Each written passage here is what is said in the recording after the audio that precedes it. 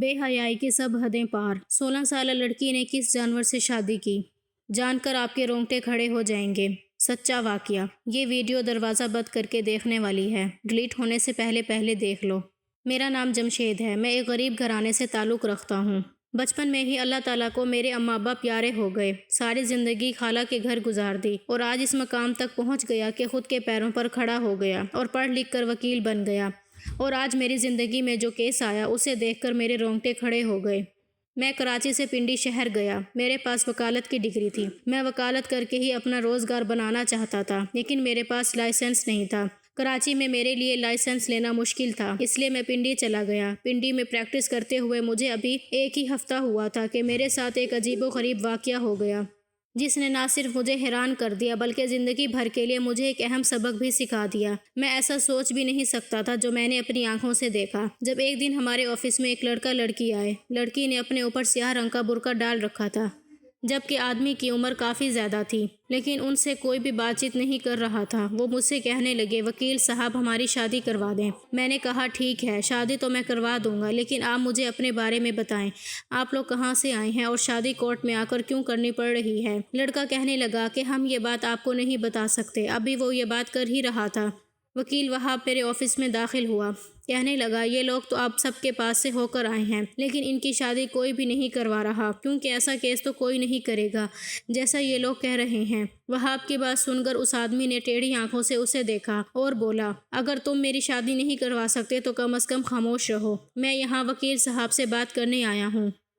دنیا میں اچھے لوگ بھی موجود ہیں، ہو سکتا ہے یہ میرا ساتھ دے دیں۔ ہاں، اگر اس کے اندر ذرا سا بھی ضمیر ہوا تو یہ تمہارا ساتھ نہیں دے گا۔ تم لوگ ضرور کوئی مشکوک انسان ہو، ورنہ کم از کم وکیل سے تو لوگ کچھ نہیں چھپاتے۔ وکیل اور ڈاکٹر سے بھی اگر کچھ چھپا رہے ہو تو اس کا مطلب ہے کہ تم کوئی جرم کر رہے ہو۔ میں اس کی بات سن کر پریشان ہو گیا تھا، لیکن وہاب چائے پی کر واپس چلا گیا۔ میں نے اس مرد اور عورت سے پوچھا کہ آپ بتائیں کہاں سے آئے ہیں، آپ کی عمر، نام وغیرہ کیا ہے؟ میں نے یہ بات پوچھی تھی کہ وہ آدمی بے چینی سے پہلو بدلنے لگا۔ بولا، وکیل صاحب آپ کو کتنے پیسے چاہیے؟ میں نے کہا مجھے پیسے نہیں چاہیے، میں پیسے تو وہی لوں گا جو باقی وکیل لیتے ہیں، لیکن فی الحال آپ مجھے اپنے بارے میں بتائیں کہ آپ کیا کہتے ہیں۔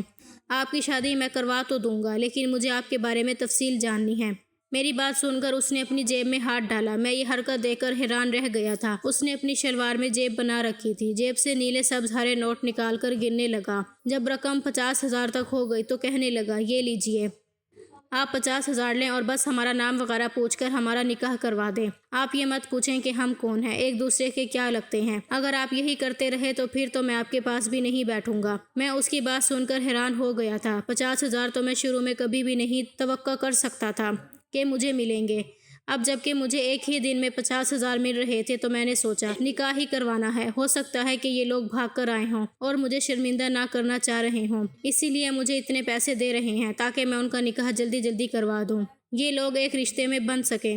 میں نے کہا کہ ٹھیک ہے، اگر آپ کی مرضی ایسی ہے تو پھر میں یہی کروں گا، لیکن آپ ایسا کر لیں کہ مجھے اپنا نام اور ولدیت وغیرہ تفصیل میں بتائیں۔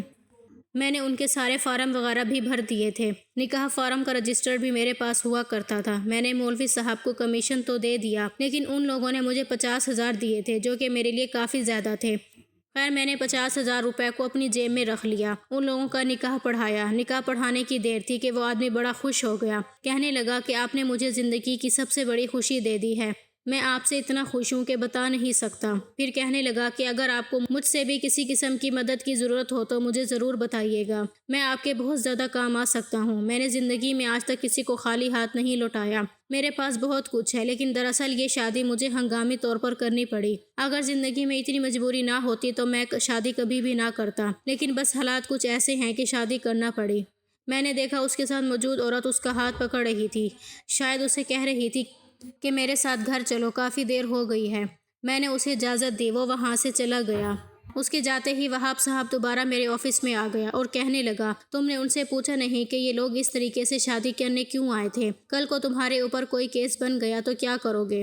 میں اس کی بات پر ہنس پڑا۔ ارے میں نے ان کی شادی کروائی ہے اور میں وکیل ہوں، کوئی دائی نہیں ہوں کہ میرے اوپر کیس ہو جائے۔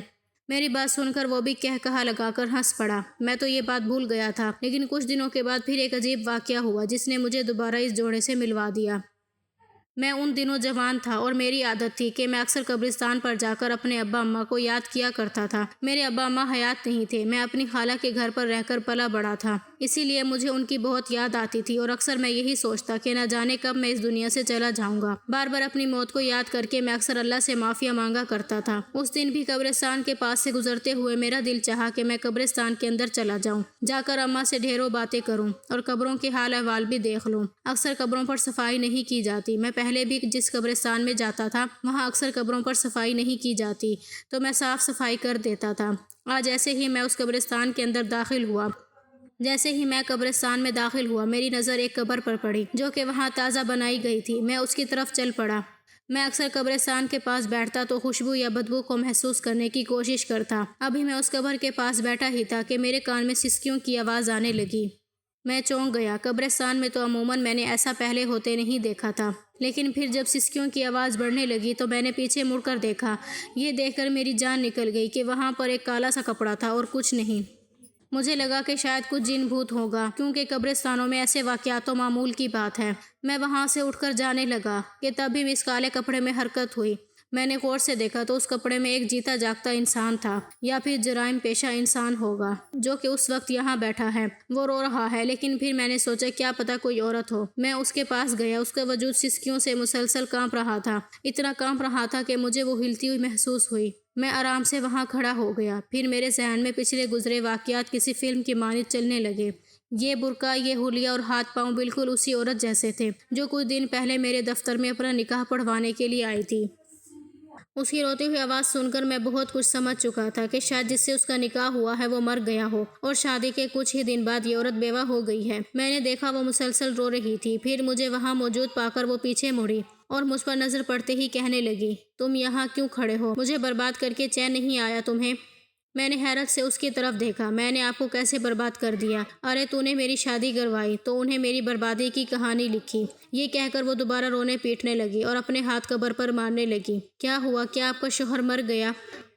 اللہ نہ کرے، وہ تو مرا نہیں، لیکن وہ یہ کہہ کر پھر رونے لگی۔ بے دھیانی میں اس کے چہرے کا نقاب ہٹا تو میں اسے دیکھتے ہی رہ گیا۔ وہ بے حد حسین عورت تھی۔ اس کی عمر شاید زیادہ ہو، لیکن چہرے پر اس قدر خوبصورتی تھی میں نے آج سے پہلے نہ دیکھی ہو۔ میں نے کہا، آپ کو اس وقت یہاں نہیں ہونا چاہیے۔ میں تو آفس کے بعد نکلا تھا، مغرب کا وقت ہو گیا ہے، یہاں پر اچھے لوگ نہیں آتے اور کہیں دوسری جگہ پر بیٹھیں، یہاں بیٹھنا مناسب نہیں۔ میری بات سن کر وہ بولی، آپ مجھے اپنے گھر لے چلیں، میں آپ کی خدمت کروں گی، آپ کے گھر کے کام کروں گی، لیکن میں دوبارہ اس گھر میں نہیں جانا چاہتی۔ خدا کے لیے مجھے غلط مت سمجھیے گا، میں صرف اور صرف آپ کی خدمت کروں گی۔ میرا اور کوئی مقصد نہیں، مجھے صرف ایک پناہ گاہ چاہیے۔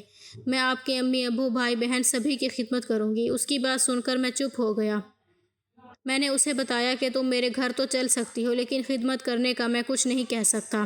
مجھے صرف ایک رات کی پناہ چاہیے۔ میں صبح اپنے گھر چلی جاؤں گی، کہیں دوسری جگہ چلی جاؤں گی، لیکن آپ مجھے اپنے گھر میں جگہ دے دیجیے۔ میں آپ کی احسان مند رہوں گی۔ مجھے ڈر بھی لگ رہا تھا، ایک اکیلی عورت کو میں اپنے گھر میں کیسے پناہ دے سکتا ہوں، لیکن اب ظاہر ہے اس نے بات ہی ایسی کی تھی اور میں نے اسے خود اپنے ساتھ اپنے گھر چلنے کا کہا تھا، تو اب میں اسے منع بھی نہیں کر سکتا تھا۔ میں نے کہا کہ آپ میرے ساتھ آئیں، میں آپ کی ہر طرح کی مدد کروں گا۔ کہنے لگی کہ بس یہ بات کسی کو پتہ نہیں چلنی چاہیے۔ اس نے خود کو دوبارہ برقعے میں ڈھانپ لیا۔ میں نے قریب ہی چلتی ایک ٹیکسی کو روکا اور ہم دونوں اس میں بیٹھ گئے۔ تھوڑی ہی دیر کے بعد میرا گھر آ گیا۔ میرے دل میں ہزاروں سوالات تھے کہ میں نے آخر اس عورت کی بربادی کیسے کی۔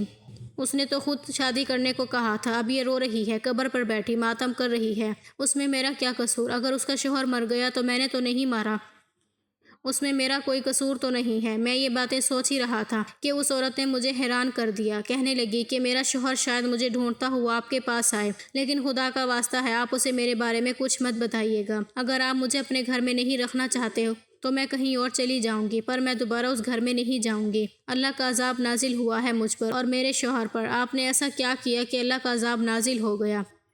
کیا آپ کی اس شادی سے کوئی بھی خوش نہیں تھا؟ میری بات سن کر وہ آنسو پونچھنے لگی، پھر ٹیکسی والے کی طرف اشارہ کر کے بولی، نہیں، میں آپ کو ابھی نہیں بتا سکتی۔ واقعی گاڑی والے کے سامنے اتنی باتیں کرنا مناسب نہیں تھا۔ تھوڑی دیر کے بعد ہم لوگ اپنے گھر پہنچ گئے۔ میں نے اسے اپنے کمرے میں بیٹھنے کا کہا۔ میرے پاس ایک ہی کمرہ تھا، خود میں باہر چارپائی لے کر آ گیا۔ اندر ایک بیڈ تھا، باہر چارپائی رکھی تھی جس پر میں کبھی کبھی بیٹھ کر باہر سستایا کرتا تھا۔ وہ یہ دیکھ کر ڈر گئی، کہنے لگی، کیا آپ کے پاس دوسرا کمرہ نہیں ہے؟ میں نے کہا نہیں۔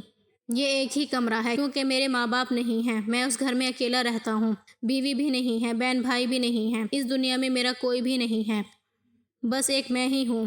اپنے رشتہ داروں کے ساتھ رہتا تھا، پھر یہاں آ گیا۔ میری بات سن کر وہ تھوڑی پریشان ہو گئی۔ میں پہلے ہی گناہ گار عورت ہوں، آپ کا گھر بھی میری وجہ سے تباہ نہ ہو جائے، اس لیے میں صبح واپس چلی جاؤں گی، بس آج رات کو مجھے آپ یہاں رہنے دیں۔ پھر مجھ سے کہنے لگی کہ میں آپ کو کھانا پکا کر دوں گی۔ میں نے کہا اگر آپ یہ سب کچھ کر سکتی ہیں تو میں آپ کو کسی گھر میں کام پر لگوا دوں گا، آپ کو اچھی نوکری مل جائے گی، آپ اچھا پیسہ بھی کما لیں گی اور خود اس طرح اپنا پیٹ پالنے کے قابل ہو جائیں گی۔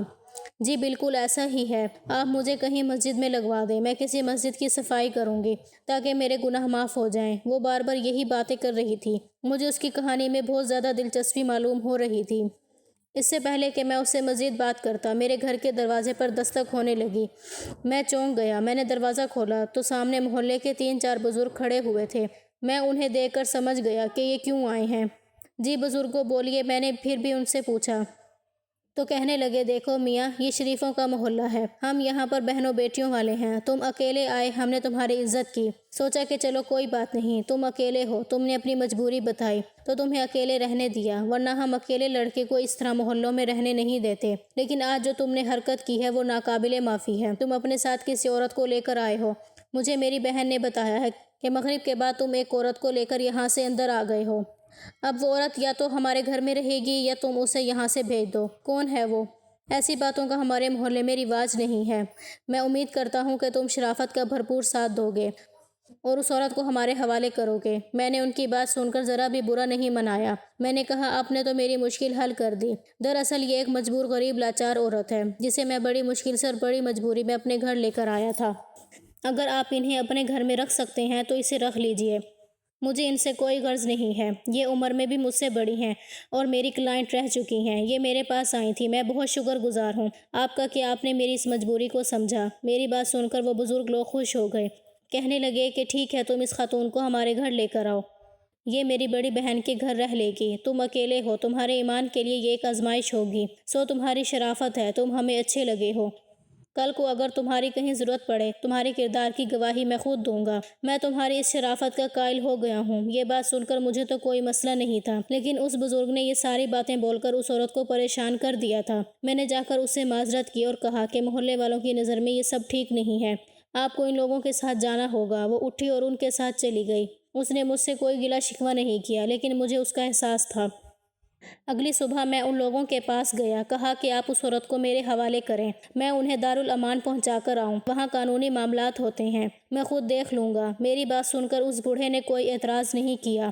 میں نے جو کہا ہے وہ سچ ہی کہا ہے، سو میں نے اسے گاڑی میں بٹھایا اور ہم لوگ دارالامان کی طرف چل پڑے۔ میں نے کہا ہمارے پاس زیادہ وقت نہیں ہے، آپ کو مجھے اپنی ساری کہانی اب یہیں سنانی ہوگی، کیونکہ آپ اچھی طرح جانتی ہیں کہ کل کیا ہوا ہے۔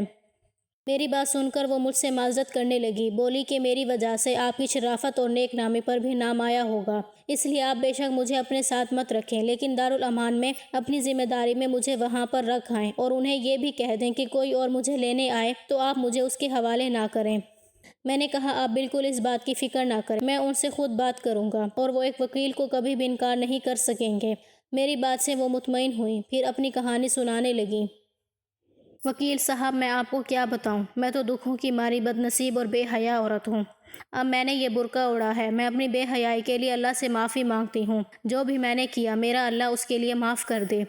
یہ بات زیادہ پرانی نہیں ہے، تقریباً 3 سال پہلے ہی یہ قصہ شروع ہوا تھا، جب میرا شوہر جو مجھے شادی کر کے گھر لایا تھا اور میں ایک بچے کی ماں بھی تھی، مجھے نظر انداز کرنے لگا، بات بات پر مجھے طعنے دینے لگا کہ تم پہلے کی طرح خوبصورت نہیں رہی، شادی کے بعد تمہارا روپ اور تھا، اب تم بدل گئی ہو، تم اپنا خیال نہیں رکھتی، نہاتی بھی نہیں، تم اپنی صفائی کا خیال نہیں کرتی۔ ان کی باتیں سن کر بجائے اپنی اصلاح کرنے کی میں پریشان رہنے لگی۔ ایک دن میں چھت پر جا کر اپنی سہیلی سے بات کر رہی تھی، میں نے اس کو یہ ساری باتیں بتائیں۔ میں نے کہا کہ میرا شوہر مجھ سے بہت زیادہ گلے شکوے کر رہا ہے۔ کہنے لگی کہ تم اسے خود سے تھوڑا دور کرو، مرد کو جب تک اپنی بیوی کا احساس نہ ہو تب تک وہ اس کی قدر نہیں کرتا، تم اسے دور رکھو گی تو وہ تمہارے لیے ترسے گا۔ میں بھی بے وقوف تھی، میں نے اپنے شوہر سے دور رہنا شروع کر دیا، وہ میرے پاس آتا تو میں کوئی نہ کوئی بہانہ کر دیتی، کبھی کہتی کہ میری طبیعت خراب ہے تو کبھی میں اس سے لڑنا شروع کر دیتی۔